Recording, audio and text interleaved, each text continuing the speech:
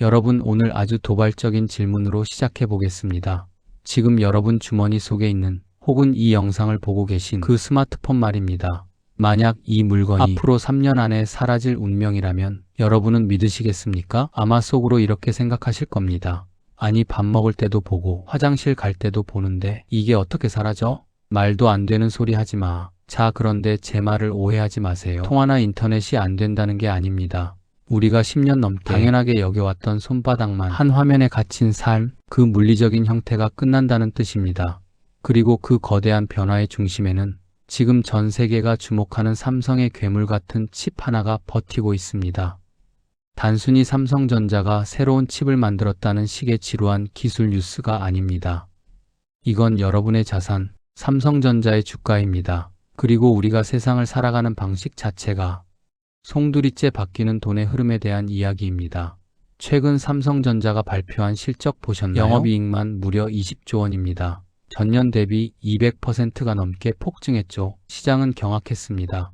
그런데 여기서 우리가 진짜 소름 돋아야 할 포인트는 따로 있습니다. 바로 삼성전자의 엑시노스 모뎀 오사콤이라는 칩의 등장입니다. 사람들은 말합니다. 그냥 통신칩 아니야?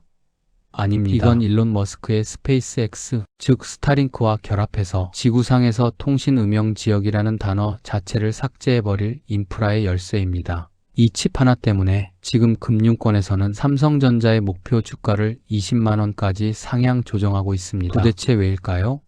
왜 칩 하나의 전 세계 자본이 이토록 민감하게 반응하는 걸까요? 그건 바로 이 칩이 스마트폰의 종말과 웨어러블 시대의 제품입니다. 여러분 한번 상상해 보세요. 휴가차 깊은 산속이나 망망대해로 떠났습니다. 갑자기 급한 업무 전화를 받아야 하거나 사고가 났는데 화면 왼쪽 위에 서비스 없음이라는 글자가 뜹니다. 등 뒤로 식은땀이 흐르죠. 이게 바로 우리가 지난 40년간 의존해온 지상기지국 방식의 한계입니다. 전 세계 육지의 50%는 여전히 인터넷이 안 되는 사각지대가 되었습니다. 그런데 삼성이 이번에 내놓은 엑시노스 오샷 아이템은 이 상식을 박살냅니다. 기지국이 없어도 됩니다. 하늘 위에 떠있는 스타링크 위성과 내 손목 위의 워치가 직접 대화를 시작합니다. 이제 더 이상 무거운 스마트폰을 들고 다닐 필요가 없는 세상, 즉 앰비언트 컴퓨팅 시대가 열리는 겁니다. 자, 여기서 그래도 화면이 큰 스마트폰이 편하지 않겠어? 라고 반박하고 싶으실 겁니다. 하지만 잘 생각해 보세요. 과거에 우리가 커다란 데스크톱 PC를 버리고 노트북으로 다시 스마트폰으로 넘어왔을 때도 똑같은 반응이었습니다.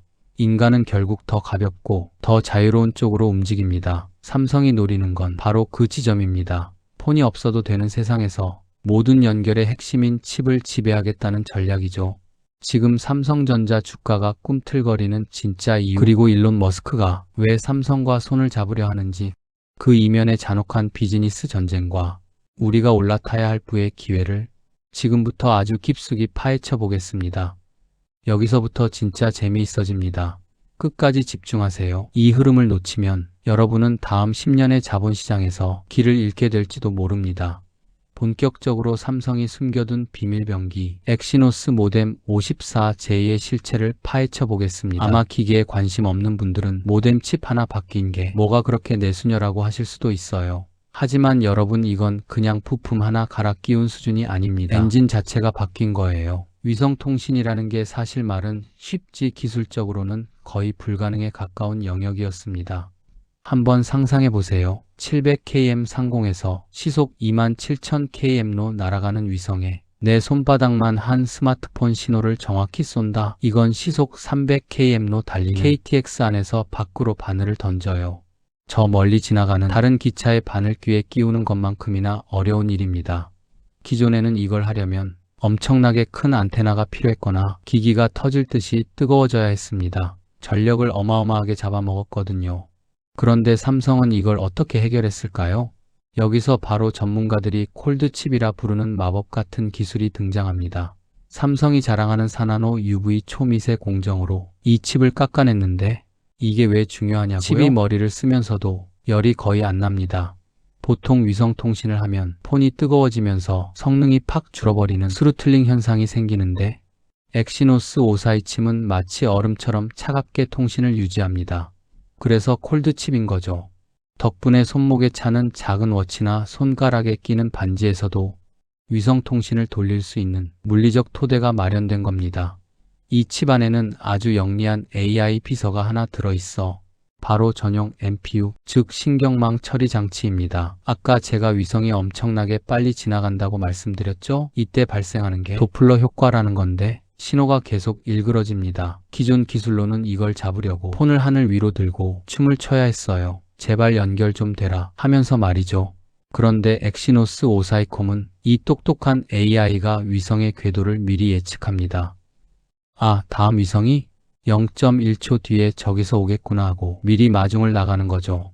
기존보다 50배 넘게 빠르게 위성 위치를 찾고 신호를 보정합니다. 여러분이 주머니에 폰을 넣고 있어도 혹은 손목에 워치를 차고 뛰어다녀도 위성 통신이 끊기지 않는 이유가 바로 여기에 있습니다.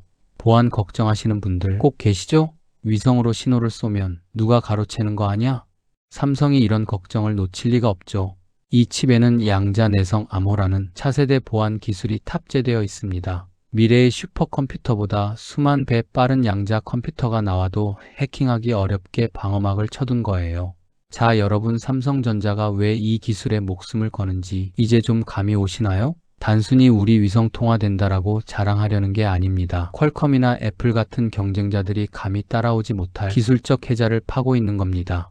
우리는 뜨겁지도 않고 끊기지도 않으며 해킹도 안 되는 위성 칩을 이미 양산하고 있다는 메시지를 전 세계에 던진 거죠. 그런데 말입니다. 이렇게 완벽한 칩이 있어도 정작 하늘에 위성이 없으면 무용지물이겠죠. 여기서 일론 머스크의 스타링크가 등장합니다. 삼성의 이 차가운 칩과 머스크의 우주 기지국이 만났을 때 어떤 파괴적인 시너지가 일어나는지, 그리고 그게 왜 여러분의 지갑과 직결되는지 이제부터가 진짜 본 게임입니다.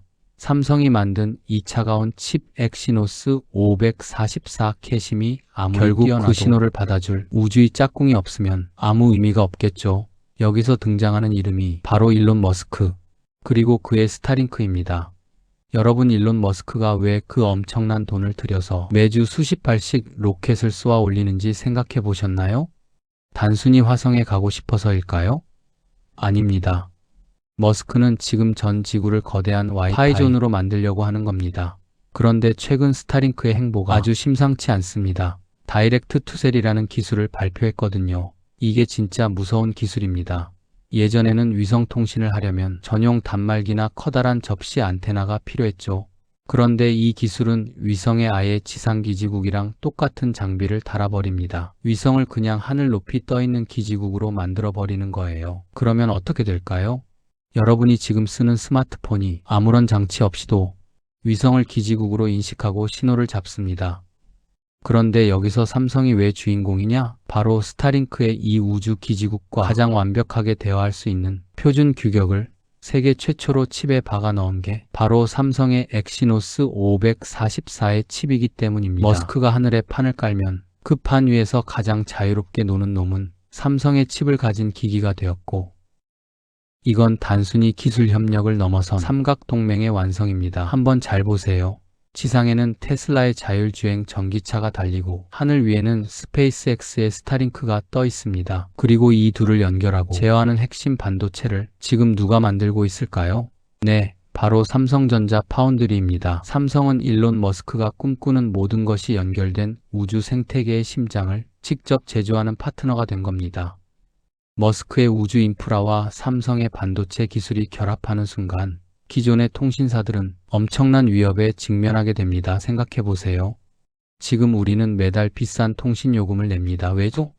그들이 땅에 기지국을 세워줬으니까요. 그런데 이제 하늘에서 신호가 내려옵니다. 심지어 삼성이 만든 칩은 전력 소모가 적어서 24시간 내내 위성을 붙잡고 있어도 배터리가 쌩쌩합니다. 미국의 T-모바일이 벌써 발빠르게 위성 서비스를 시작했는데 이 서비스의 1순위 지원 기기가 바로 삼성의 갤럭시 S26으로 낙점됐습니다. 이건 업계에서 아주 강력한 신호입니다. 위성통신 시대의 표준은 삼성이 정한다라는 건 만천에 공표한 셈이죠. 여러분이 삼성전자 주주라면 혹은 투자를 고민 중이라면 이걸 보셔야 합니다. 삼성이 단순히 폰만 파는 회사가 아니라 우주 인터넷 시대의 게이트웨이를 독점하는 회사가 되고 있다는 사실을요. 지금까지의 스마트폰 시장은 포화 상태였습니다. 누구나 폰을 가지고 있고 교체 주기는 길어졌죠. 하지만 위성통신이라는 새로운 시장이 열리면 이야기가 달라집니다. 이건 폰을 바꾸는 정도가 아니라 삶의 인프라를 바꾸는 일입니다. 산간오지에서 농사를 짓든 사막에서 자율주행차를 타든 삼성의 칩이 없으면 연결 자체가 안 되는 세상이 오고 있는 겁니다. 자, 이제 여러분이 가장 궁금해하실 지점, 그래서 내 삶이 어떻게 바뀌는 데에 대한 답을 드릴 차례입니다. 2026년 2월 삼성의 언팩 행사장을 상상해 보세요. 무대 위에 오른 경영진이 주머니에서 스마트폰을 꺼내지 않고 그저 손목에 차너치 하나로 지구 반대편과 끊김없는 화상통화를 연결합니다. 이게 바로 갤럭시 S26과 갤럭시 워치 8이 가져올 세상의 모습입니다. 먼저 갤럭시 S26 시리즈를 보죠. 이 녀석은 단순히 성능 좋은 폰이 아닙니다. 위성 네이티브라는 완전히 새로운 종의 탄생이에요. 지금까지의 폰들이 기지국 신호를 찾아 헤매는 구걸형이었다면 S26은 스스로 우주와 대화하는 자립형입니다. 여기서 삼성이 부리는 기가 막힌 마법이 하나 있습니다. 바로 심리스 전환입니다. 여러분이 지하철을 타거나 도심 한복판에 있을 때는 기존처럼 오지망을 씁니다. 그러다 강원도 깊은 상울로 캠핑을 가거나 배를 타고 바다 한가운데로 나가는 순간 여러분이 아무런 조작을 하지 않아도 상단바의 안테나 아이콘이 위성 모드로 스르륵 바뀝니다. 지금 서비스 지역이 아닙니다라는 공포스러운 메시지, 이제 역사 속으로 사라지는 겁니다. 이건 단순히 편해지는 수준이 아니라 생존의 문제입니다. 조난 사고가 났을 때 혹은 급한 비즈니스 결정을 내려야 할 지구상 그 어디에도 통신 불능 지역은 없게 되는 거니까요. 하지만 진짜 주인공은 따로 있습니다. 제가 오늘 대본의 시작부터 강조했던 스마트폰의 종말, 그 예언을 완성할 주인공, 바로 갤럭시 워치 8과 워치 울트라 2입니다. 여러분 솔직히 가슴에 손을 얹고 생각해보세요. 우리가 운동하러 나갈 때 그 무거운 스마트폰 들고 다니기 얼마나 귀찮습니까? 그런데도 폰을 못 놓고 나가는 이유가 뭡니까? 혹시나 중요한 연락 올까봐 혹은 사고 날까봐?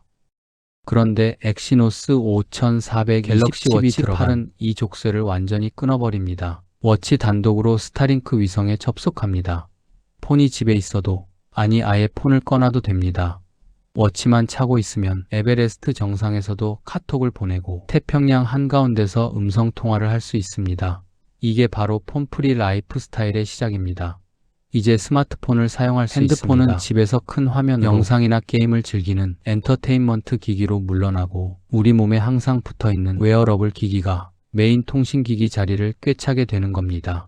여기서 한 걸음 더 들어가 봅시다. 삼성전자가 구글, 퀄컴과 협력하여 발표한 XR 안경도 이 칩의 수혜자입니다. 안경 형태의 기기는 클라우드 AI와 계속 연결되어 있습니다. 와이파이가 없는 야외에서 엑시노스 54 이 안경이 끊김없이 비서 기능을 수행하도록 돕는 생명줄 역할을 합니다. 이건 경제적으로도 엄청난 파급력을 가집니다.